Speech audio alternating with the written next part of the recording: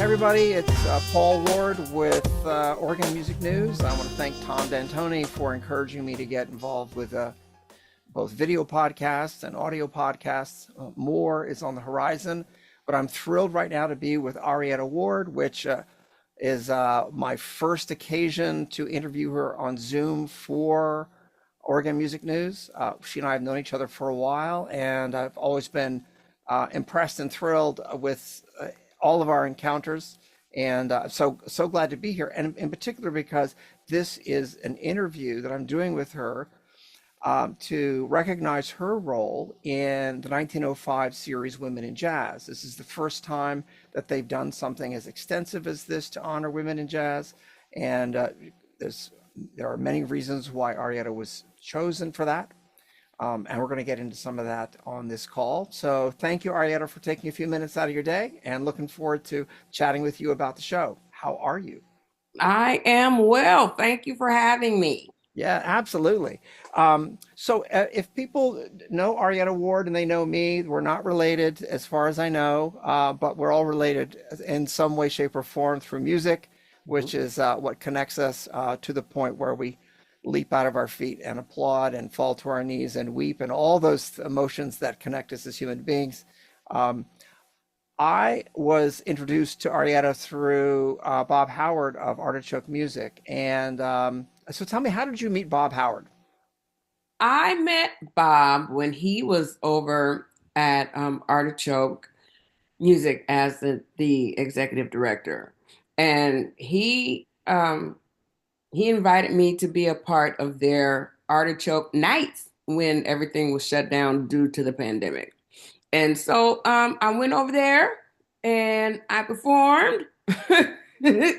And he just took a liking to me, and we just hit it off. He's a dear friend of mine, and he invited me to also be a part of the board. So I was a part of the board for just a little while, and he's just a jewel, and he is a wonderful person as well as a beautiful resource to learn a lot about different history. And he hit me to a lot of the folk music realm in which I really wasn't enthralled with. And I say enthralled. Is that the right? You know what I mean. Yeah.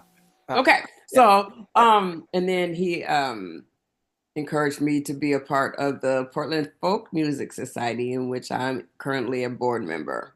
That's great. Well, someone has once said that all music, I think it was Leonard Bernstein.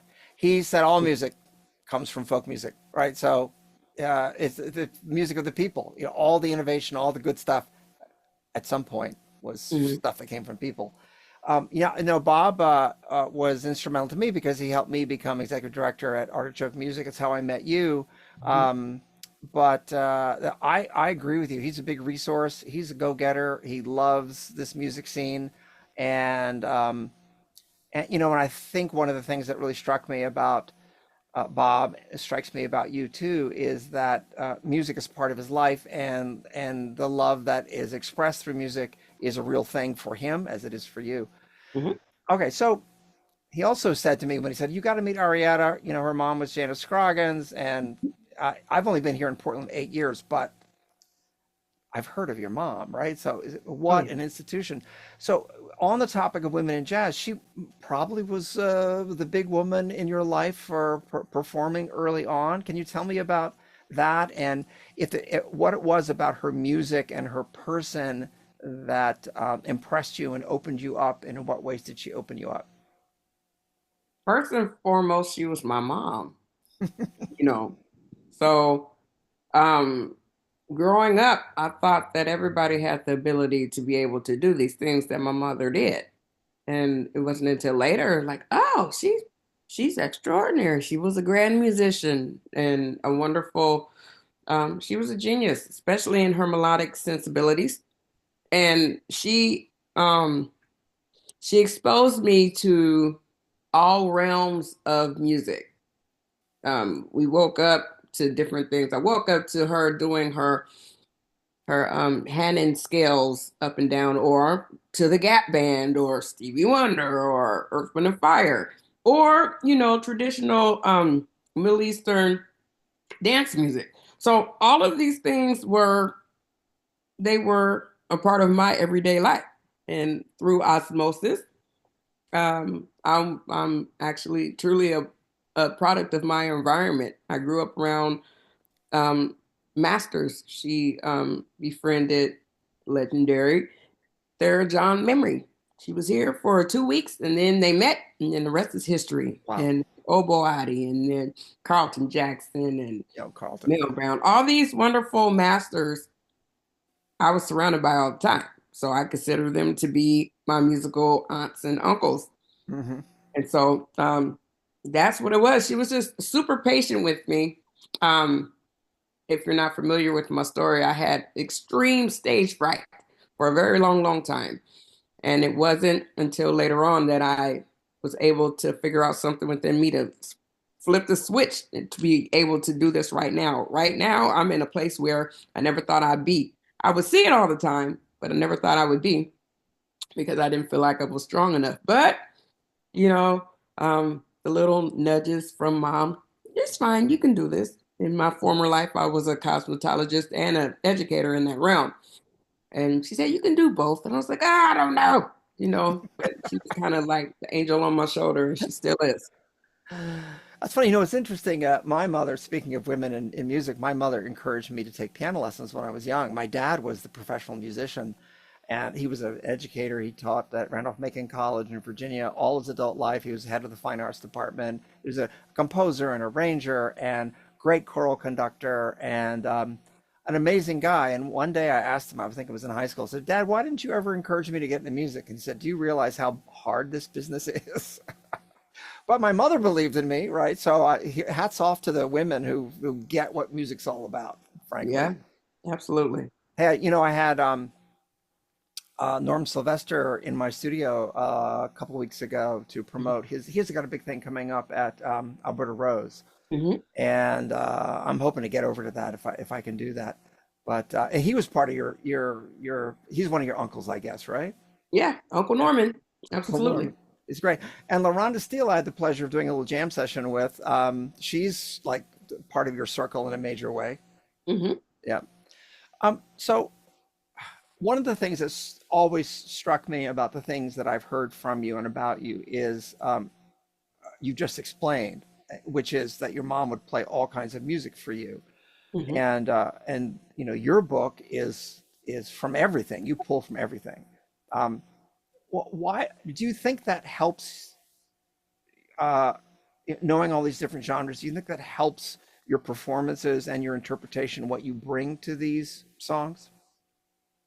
Well, it helps me stay employed. There you go.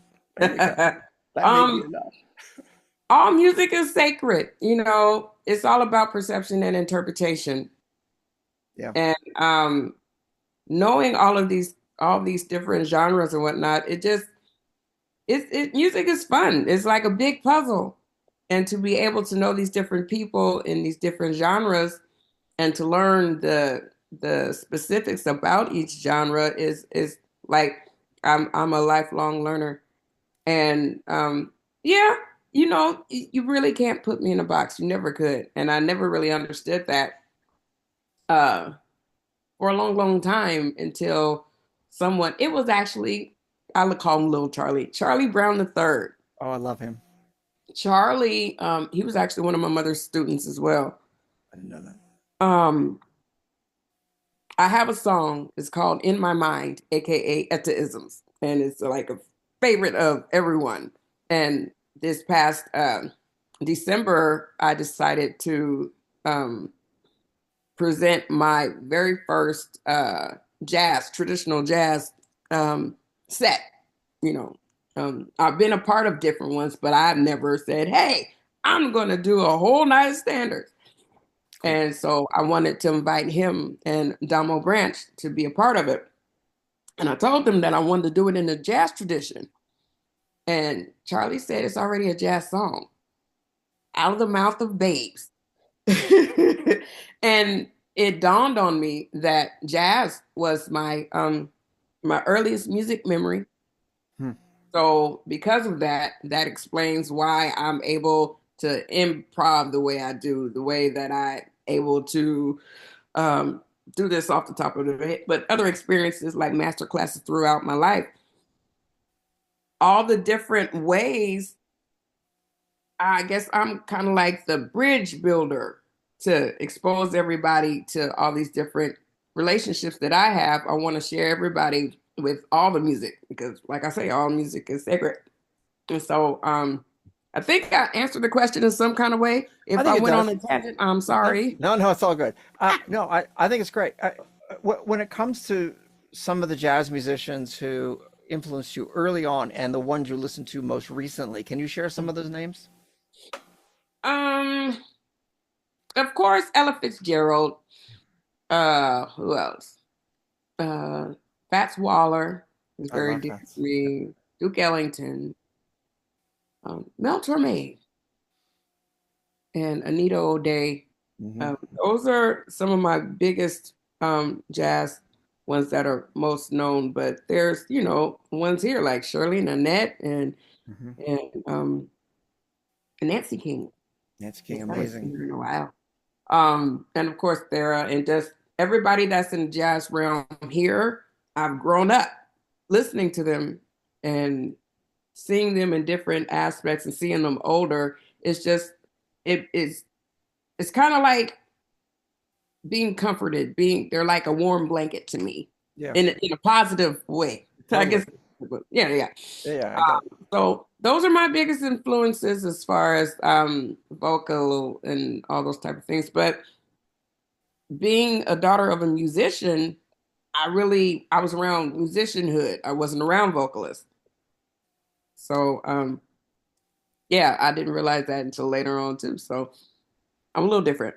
Well, I do think that jazz singers have a natural attraction to both the vocal world and to the instrumental world, be, because jazz is what it is, right? You're not expected to sing the melody the way it's written, and everybody on the stage is taking their liberties. So, liberty is a good thing to absorb. I think that's an exciting thing about it for singers.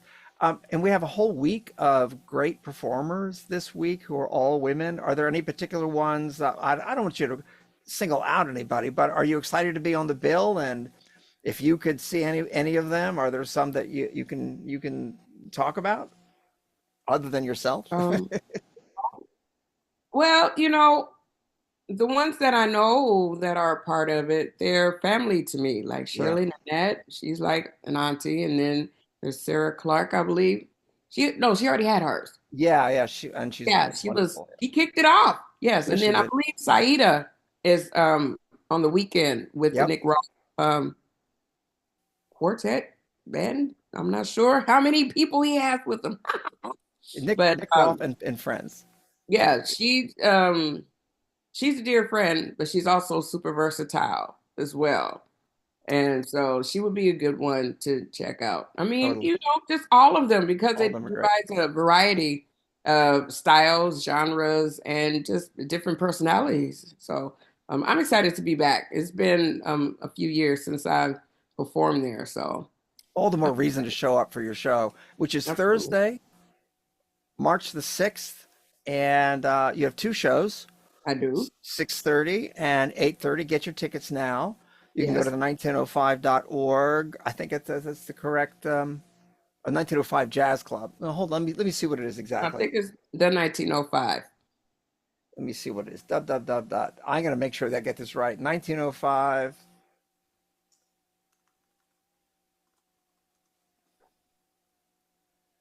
Yeah, 190.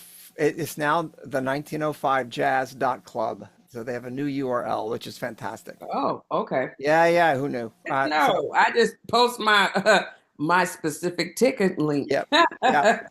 So I think everybody should go out and see you. And I got to say, one of the things that impresses me about Charlie Brown is that he lives a musical life that's very much resonant with what how you came up. All kinds of different styles, making the moment. He's one of the top keyboard players in my view for making a moment happen on the stage.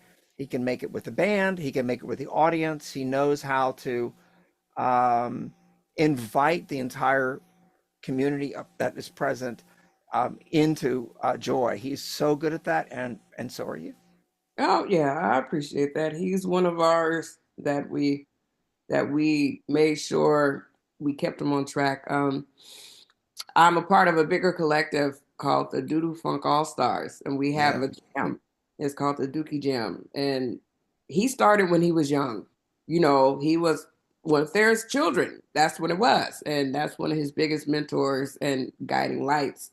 And so we would, he he's he's super extraordinary. There we go, because he writes, but he also has the emotional faculties to be able to listen and be able to shift it and make it his own.